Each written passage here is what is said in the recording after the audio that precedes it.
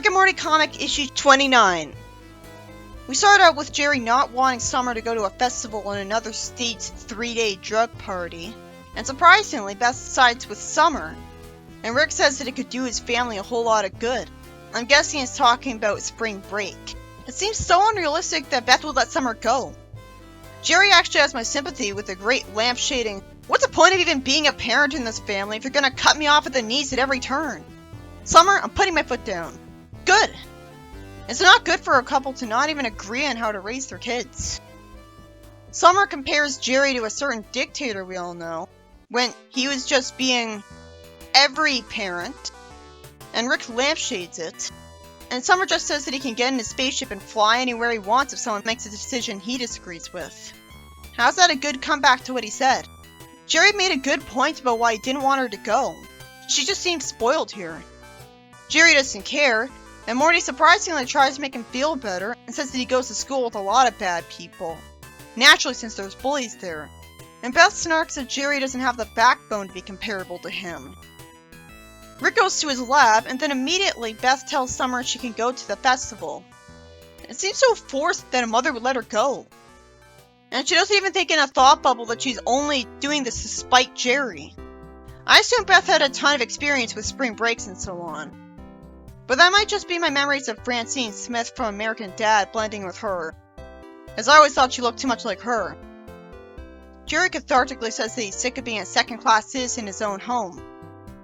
Sure, we're not supposed to side with Jerry, but his problem's still relatable.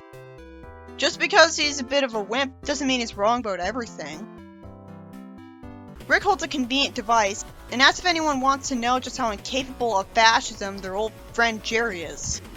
That would mean this Jerry if he wants to actually answer that question.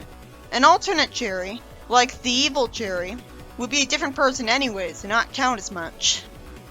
And I like that Morty immediately agrees, showing good chemistry with Rick as his sidekick.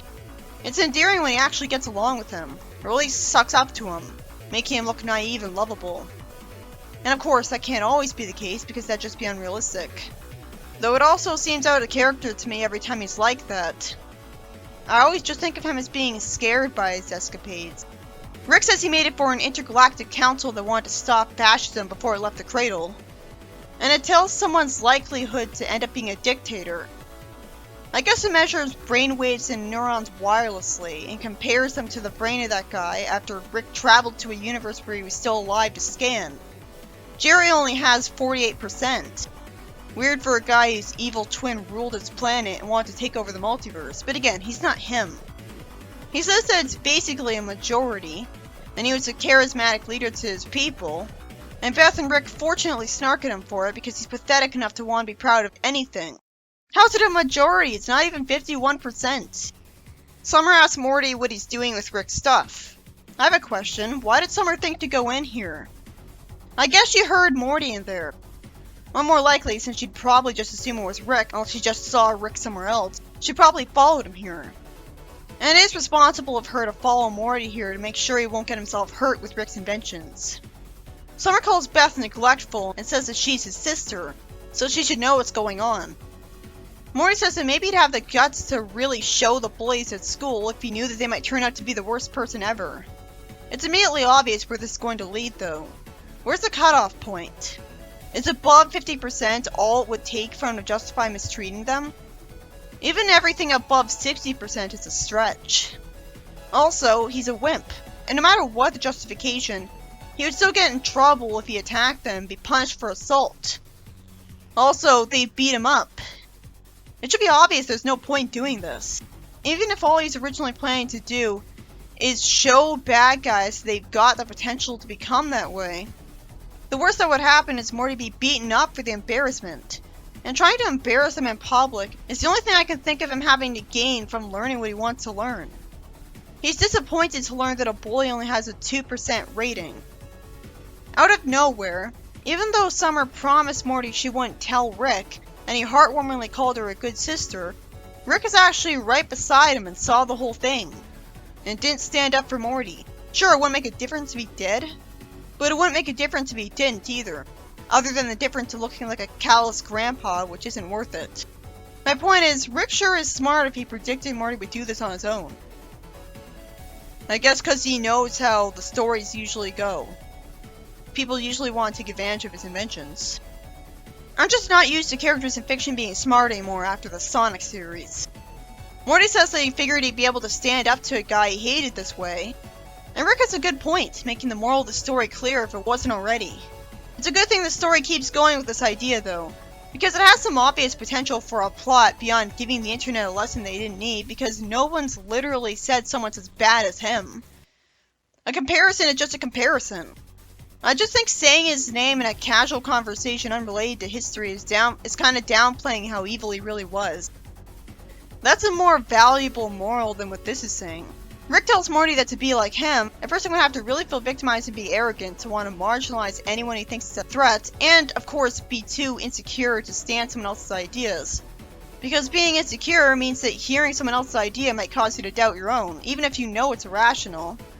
And that can be pretty frustrating. That last part doesn't make you evil though, that's how a ton of people are. A ton of people are insecure, and that doesn't mean they're evil. Then, although I shouldn't have been surprised, Rick smartly predicts that Morty wants to kill people most likely to end up like that. Fortunately saying maybe, Rick at least says fascist clowns, being more specific. Then he recklessly agrees to do that with Morty to save some dimensions, being a hero for change. Here's the thing though, it's really unlikely that anyone, even with a lot of that potential, could end up getting into a dictator position. They'd have to be in a privileged enough position that the people would elect them as their leader, or even more privileged, got born into it. Most people are normal middle-class Joes. But Morty's too stupid and short-sighted to realize this, which is actually justified because he's intentionally portrayed as not as smart as Rick. And Rick just wants an excuse to cause some bloodshed to lash out at humanity, so of course he'd jump at the chance. In the middle of a high school day where his absence from his next class would be missed, but never mind that, Rick takes him to a dimension where everything is fascist like cranked up to 11. Centuries of income inequality and poverty that idiots can use to turn people against each other. A nearby planet that's been at war for thousands of years, full of immigrants and refugees, and a history of intellectuals wiped out by lies. Okay, aside from the nearby warring planet part, that sounds just like our world. Rick also says they have unimaginative graphic design. So he took them to the most likely place to have some bad guys to defeat. So what took Rick so long to make this device? Okay, that's a nitpick because you could ask that question about a lot of his inventions and decisions. I'm just saying that it's just like Rick to want an excuse to kill bad guys. Especially as a former freedom fighter against an evil empire. If he's okay with this instead of dismissing it as totally pointless because there's an infinite amount of people, then he should have made this decades ago. Like, there's a reason he gave up on fighting the Galactic Federation. Like, no matter how many bad guys you fight, there's always gonna be more. I guess he's feeling nostalgic for that. After Morty accidentally orders an alcoholic drink named after Mussolini, and Rick is responsible for once by stopping him from getting drunk, though it's also pretty smart of him considering that Morty has a ray gun. Rick stands on a table and at least tries to explain to everyone what they're up to, but still, Morty vaporizing anybody would get them chased after the police, let alone bad guys who refuse to tip waiters after calling them subhumans. So I totally get why Morty and Rick felt heroic here. They were all above 90%. Though again, it's stupid because they're not politicians. And to be fair, they can portal to wherever they want, so no cops could catch them anyways. Still, usually Morty's unhappy about the fact that Rick's okay with killing people. So it seems out of character for him to be okay with doing it himself. Like, even killing a bunch of aliens who wanted to go after him wasn't really okay with him in the first episode of the show. I guess it's supposed to make sense because he's been with Rick for a really long time, so he's gotten used to it. After Jerry buys some black boots for a stupid reason, they warp to another dimension. So that's good writing. Better than them staying in that place. Morty stupidly asks where they're going, when of course Rick doesn't have a specific planned place, and Rick lampshoots how simple their mission is, with the writer showing self-awareness of how basic the plot is. If it were really basic, there wouldn't be a twist. Well, for certain definition of twist. I remember how the story went. Rick says they caught them at a rally, and this dimension's crossed over. These aren't even potential ones, this is the real deal. Rick then says out of nowhere that it'd be better if they stopped probable ones because this dimension's too far gone. He should have been written to elaborate that even if they killed these bad guys, there would be more that would replace them. Him not explaining this makes it seem uncharacteristic of Morty to leave the world right away. You expect a Morty to want to be heroic, not waste the opportunity. Especially since when he wanted to go on an adventure of his own with Rick as the sidekick in the show, he wanted to be a hero. It seems confusing that Rick is like, stopping real bad guys, that's pointless. But killing people who don't tip waiters, that's still satisfying, even though it's just as pointless. Then Rick spooks Morty by saying that it'll suck if this place inevitably invents a portal gun. And when Morty changes his mind because of that, Rick surprisingly is proud of him. It was only surprising because he was the one who brought up the idea to leave in the first place.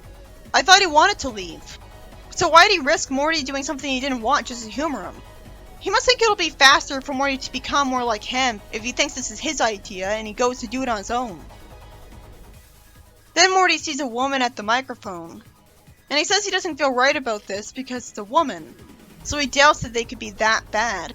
Even though, while it would be hypocritical for one of a persecuted minority to persecute, it would also fit Rick's description of someone victimized and insecure. Morty gets worried because there's so many bad people around him, and Rick tells Morty to just take out the leader because he has it on good authority that there are miles of work camps just outside the city, and she's the reason. I wonder if he's lying.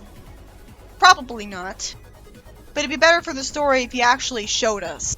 Morty hesitates, reminding us of what he's usually meant to be like. It's good to have these moments in stories where the whole point of the plot is supposed to be that he's being unlike himself, and he learns his lesson at the end. Because before this, he was seeming to be out of character. He finds out the woman is at 99% instead of 100%, even though she's already there. Meanwhile, in the obvious padding, Jerry asks if they have a sale coming up that they could extend just a few days, and for no reason, the worker says yes and says they can give him 20% off. He won't just give a customer a discount for free. He'd get fired. Businesses are about making money. So Jerry thinks he's persuasive and carries himself with natural authority just because he got stupidly lucky. I don't think his subplot is funny. It's not supposed to be portraying him as an evil person. It's just meant to be, look at how stupid and misguided and bumbling he is. He just dealt with an evil dictator, Jerry. Wouldn't he want to be as unlike him as possible? Especially since he's self-conscious. Then we cut to later, some smoke is around him. And it seems like Rick is already worried about Morty going overboard, even though he encouraged him in the first place. I thought he would like that. I thought he didn't care. Morty says that he feels like he has real purpose. It's good that he has lines like this to emphasize that he's trying to be a hero and do the right thing. He's still Morty. He's not doing this to be evil. Then they find a baby in a cradle, who's at 100%. And Morty's really relatable by being horrified and hesitant at the idea of killing him. Again, a good moment reminding us of who he's supposed to be. Rick's actually smart though, so of course he tells him to do it because even if it's not pretty, it's still better than letting another genocide happen, which would cost more than just one life. Like, even if it's literally the exact same brain and it's a baby version of him, like, there's still a potential chance that he won't actually become a politician. The other time is wasted because Rick's obviously just saying Pol Pot to mean evil dictator in general. And Morty suddenly reveals he's smarter than he seems because he tells him that Pol Pot was a communist instead, and educates us on the difference between the two government systems. And Rick says that it's all very confusing, so he does already know. To be fair, Morty's going to high school. Maybe he learned about this recently, and that's why he can recite information like that so well. Part of the joke is that he says all this without a comma. And the reason Rick isn't doing this is because, 1, he doesn't want Morty to hold it against him, and 2, he wants Morty to become more pragmatic like him, and he knows this is a turning point for him. He wants to teach him that sometimes you have to do difficult things to do the right thing. Fortunately, the comic has the standards to cut away from that. Then out of nowhere, we see Jerry say he loves baby carrots, and Beth has to tell us that he doesn't. He loves corn dogs and trash. Really? I figured since he's portrayed as a whiny loser, that he'd be portrayed as preferring food that other people don't like while he's at it. Then after he says his vegetables from here on out, and Beth reveals that he's doing this to imitate the worst person ever, Beth is relatable by telling him to leave her alone until he's moved past this phase in his life. Maybe it's because of Rick's constant excitement that she's genre savvy enough to know it's a phase, because the series is so episodic. Still, you'd think she'd tell him to leave the house until he's moved past this phase. Not let him stay in the house anyways. Rick says that was a real educational adventure. How's it educational? He says that they had a good laugh and had fun. Rick's relatable by saying that he's had his fill of his grandson committing interdimensional murder with abandon. While Morty has a good point too. He just wants to be a hero and stop people from destroying their way of life. It really didn't help that Rick told him a dimension could invent his portal gun and invade his own. Maybe he should have said that. But this was pretty surprising. We were given every indication that Rick wanted Morty to keep going with this. It's not foreshadowed very well in the context of the story that Morty's deciding to continue this on his own. But to be fair, we saw in the episode that ripped off The Purge that even Rick got unnerved at seeing Morty go crazy killing bad guys. It made him fall asleep when he insisted on killing someone who wanted to take down an evil government that started the Purge because she already betrayed them once. So it is actually in character for Rick. Maybe he doesn't want Morty to be more like him, and appreciates him for at least part of who he is. Especially considering that in the show, Rick sacrificed himself for Morty and said, "Be a better man than me." He thinks of him as his naive, innocent sidekick and doesn't want him to lose that quality. Maybe he really was just encouraging him earlier for the simple and obvious reason that he was just trying to have fun and didn't want him to go down a slippery slope. He really wasn't thinking ahead then. Morty manages to snatch the portal gun out of his grip and travel to other universes, with Rick just calling him rude and following him. And after Jerry says that this discovery is a boon for the family and he's sick of his authority in the house being questioned, Rick calls Morty out. It's hypocritical of him though, after everything he's done. At least Morty's just trying to do the right thing. I'm sure Rick's killed people who don't deserve it yet. Still, you'd think at some point someone would tell Morty that they're not politicians yet. Of course, it's not like everybody was always a politician as soon as they were born, but still. Then after Morty says this guy's a strong 80%, Rick says that the Kittlers actually made fascism work and they hadn't seen an act of violence in 3,000 years until he showed up and screwed up their entire reality. While that is an interesting idea, how does Rick know that? Shouldn't it be obvious to a smart person that that's impossible? Unless there's literally cameras everywhere and so nobody's violent or else they get caught and punished. But even there will always be people who won't care if they get punished or not if they're angry enough. And shouldn't it be obvious to him that a fascist place might lie? Maybe that wasn't actually true. Maybe he lied to Morty. How would he screw up the entire reality? How big would that place be? Then Morty sees another version of him enter a portal to here. And it turns out they're both doing the same thing because they can scan each other. We don't actually see the numbers they got. I guess because the writer is too afraid of pissing us off. I'd like to point out that there are at least 2 alternate Mortys we've seen that are evil dictators already. Whatever he saw convinced the Morty to try to kill him. So it's not like they hide it that much. And after Rick saves Morty in overly gruesome fashion, instead of just completely vaporizing him, for some reason Morty yells at him for saving his life, because he killed someone that looked just like him. Rick naturally points out that he saved this Morty, and reminds him that Mortys die all the time. Morty says he can't give up now that there's one less of him out there, and Rick reminds him that there's infinite amounts of people, which he would have pointed out earlier, right after he said they've had their fun. That reminded me of what I wanted to say earlier, that there would be an infinite amount of potential dictators as well, and so Morty would never be able to kill all of them, and more would be born even if he did. I was running under the assumption that he knows and doesn't care, because he knows he's making at least somewhat of a difference, even if he can't permanently solve the problem. Rick's more clever than just pointing out that, and instead says there might be an infinite version of Morty's fighting fascists, so he can rest easy on the couch knowing that someone else is holding them at bay, and it's someone else's problem. Morty says they never thought of it that way, and Rick calls him an idiot as he uses the portal gun. That's an interesting idea. It made perfect sense to me that he'd run to another Morty doing that. Mortys want to be heroes, and they have access to portal technology. Put 2 and 2 together. It makes even more sense since Rick said there are probably tons of Mortys doing that. So it's inevitable that eventually one of them would find him, even if there are an infinite amount of realities, and so it's more likely he wouldn't. He should have at least been a little upset about the fact that when a Morty scanned him, he thought he was evil enough to destroy, though. That was pretty weird of him not to react to. Jerry fortunately reveals that all this was about was trying to get his son to listen to his orders as a parent. And it failed spectacularly. And I hope this means he learned his lesson. Then the story ends with the revelation that there's a huge amount of Mortys just sitting on the couch, and they all live in a house that looks exactly the same, which is ridiculous. Okay, but what about the Mortys that don't have a Rick anymore to give them that idea? Maybe those Mortys came to that conclusion on their own. Like while they were trying to get a good night's sleep. Or they felt guilty. I'm glad we weren't explicitly told that Morty killed people that were too low by percentage. The lowest he gets for a person is 80%. I remembered wrong then, so I didn't have as much of a reason to be hesitant about the end of the story then. It makes him being portrayed as jumping off the slippery slope almost come out of nowhere because it was unusual of Rick to act like he was in the wrong after he encouraged him to do that same thing all story. And there's no indication he actually did vaporize the wrong people after all this time. We're supposed to just assume he went off the slippery slope because he was so predictably telegraphed. It was an interesting story, fairly presenting Rick and Morty's arguments both, making it clear that Morty's just trying to do the right thing and prevent evil dictators from rising up. But it should have always been obvious to Morty they should have just focused on the politicians. A non-politician could get elected as a politician, of course, but it's much more likely that he wouldn't.